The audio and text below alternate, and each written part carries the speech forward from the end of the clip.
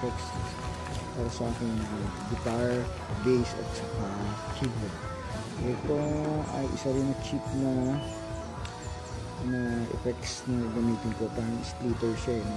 Para pwede akong gusto akong gawing tunog, you know, sa gitara, sa bass o sa keyboard. So ano lang talaga ang gamitin na split na tunog. So guys, ito tapos ako na siya, pero hindi sana sa gusto na bubukas pa. Ngayon, ito yung aking nabili, mura lang to, less than 1,000. Abbey channel switch yan siya guys. So bago ko siya binili, pinanood ko yung mga review nito. Maganda naman siya so far. So yan kaya yan, made in China na naman siya. So hopefully magamit ko this coming Sunday for my experimental sa bass. So yan, hindi naman ako maselan. Ang importante lang sa akin, kailangan ko mailabas yung mga kailangan kong tunog. For my split ko yung kailangan ko ma-split, no? Humibili ako ng mga gadget na kailangan ko. Okay? So ito, tuksan na natin ang ABY channel switch. Okay? So unboxing lang tayo. Hindi pa natin gamitin. So try kong i-review itong review to this week bago mag Sunday, para Sunday pag narinig yung tunog ko, kasi plano ko yung magbuo kami. So yung 3-piece band ko, hindi pwede yung gitarista ko, si rap, so kailangan kung tumugtog pa rin.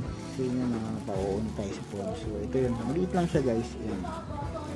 Yan no, yan yung splitter natin, AB, A plus B, yan AB.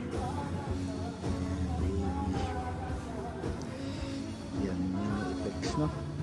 So 9 volt supply, liit lang siya, cute na, DC 9 volt, made in China. Yan siya guys, kung gusto nyo bumili nito. Ewan ko kung magkano na ngayon, 2024 ko na bid ko na pakatago lang. So hindi ko pa siya kagad na unbox. Busy ako, may mga gigs. So pag may pera lang, may sobrang pera, inaano ko lang, i-invest ko na kagad sa mga kailangan ko. So ito yung isa sa mga purchase ko ng 2024 na magagamit ko. Ayoko naman bumili ng mamahalin, kaya cheap lang yung binibili ko. Kasi una may time budget para din. So pang arabas naman pang-bid, kaya ito din yung binibili ko. Yan, ganun na kasimple yung product. So splitter lang siya. Laman ng box ay instruction. Ayan, may in-check. Ayan, may instruction siya na in-check. Yan. So in-check kung intindihan. May English naman dito. Yan, may English na instruction. So sundan lang natin yan, o kakapain ko lang. Usually kinakapa ko lang, hindi na ako nagbabasa ng mga instruction. Okay, so ang purpose ko po dito ay para ma-split ko po yung tunog ng effects at ma-split ko yung tunog ng natural lang. Kasi kaya gusto ko to, kunyari nag-acoustic ako, no? Ang tunog ng acoustic ko natural, meron mo natural, tapos meron din akong linyang naka-effects. So yun lang, ganun din sa bass. Kung gusto ko lagyan ng effects, so parang dual voice, no? Parang sa keyboard may dual yung tunog, dalawang gumagana, isang natural saka isang may effects. So ganun lang, simple. So ayan, yun ang purpose nito ang aking